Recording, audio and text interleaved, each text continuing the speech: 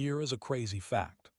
For about 47% of your waking hours, your mind is not focused on what is actually happening right now. Your brain generates somewhere between 6,000 and 60,000 thoughts every single day. That is a lot of mental noise. But here is the thing. Only about 1 to 2/5 of those thoughts actually show up as words or an inner voice. The rest of your thinking is made up of images, feelings, memories, and sudden impulses.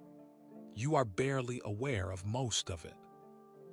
So let us break down the 5 main ways people think, because your style might be very different from your best friend's. First up, the verbal thinkers.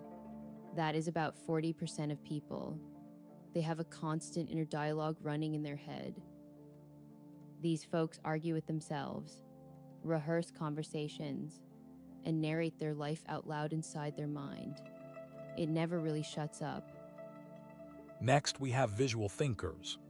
This is a huge group. About 50% of people. They think in mental pictures and snapshots. When they think about a chair, they might see a mental image of a chair. They do not need words for it at all. Then there are the emotional thinkers. About 20% of people experience thoughts as gut feelings or body sensations. They might not say I am anxious, but they feel a knot in their stomach. Their mind talks through their body. And we also have sensory thinkers. Another 20%. Their thoughts come as physical sensations, sounds, or motion memories. Imagine remembering the feeling of wind on your skin or the sound of a guitar riff. That is how they think. Lastly, there is a small group of people who have no inner thought at all. No voice, no pictures, no sensory experience of thinking.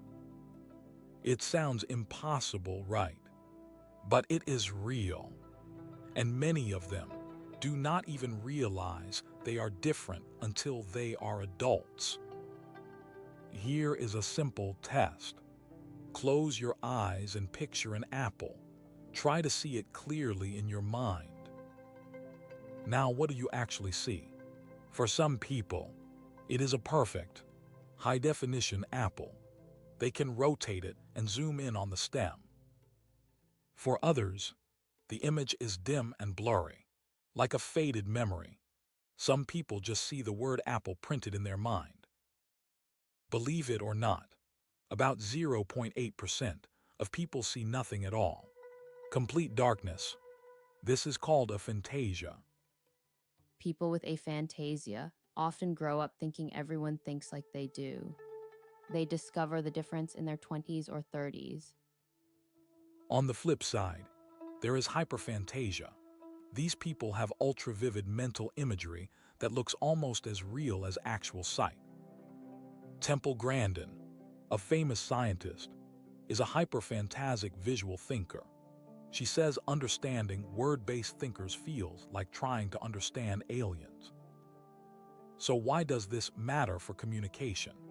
Imagine you speak in words, but the person you are talking to thinks in pictures. You give verbal directions, but what they really need is a visual map. The message just gets completely lost in translation.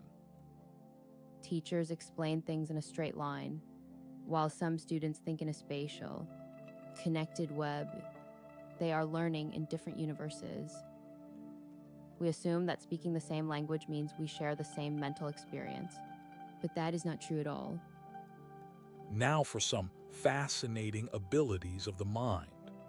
About 80% of people can replay music inside their head with near-perfect accuracy. They hear every instrument and note clearly. It is like having a personal jukebox in their brain anytime they want. Over 50% of people can mimic any voice, accent, or tone inside their head. They can have a conversation in another person's voice. There is no physical limit to it. You can sound like anyone you want, just by imagining it. And here is a trippy one. 15% of people feel physical sensations just by imagining them. They can imagine touching cold metal or velvet and actually feel the texture on their skin. Some can even feel other people's pain. People who score high on sensory imagination also tend to have higher empathy. They can literally feel what others feel. Now let us talk about memory. There is a technique called the Loci method, or memory palace. It is very powerful.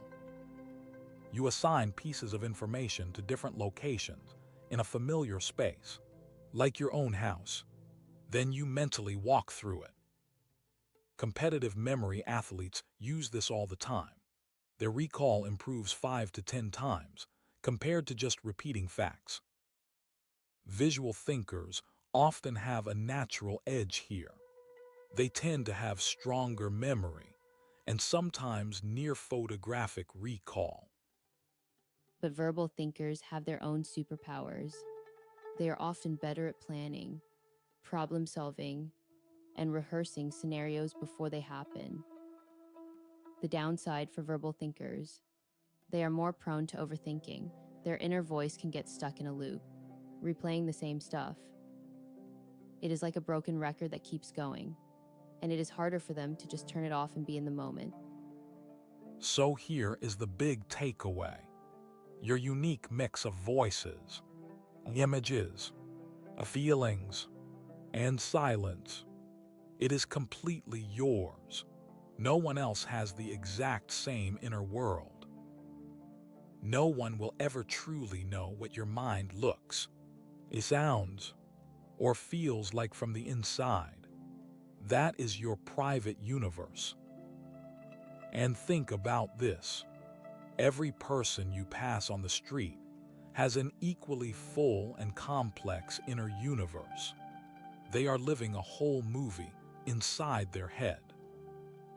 The only life you truly live is the one happening inside your own head.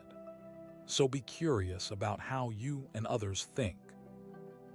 Embrace your inner voice, or your inner silence, or your inner movie. It is what makes you, you. And that is worth celebrating.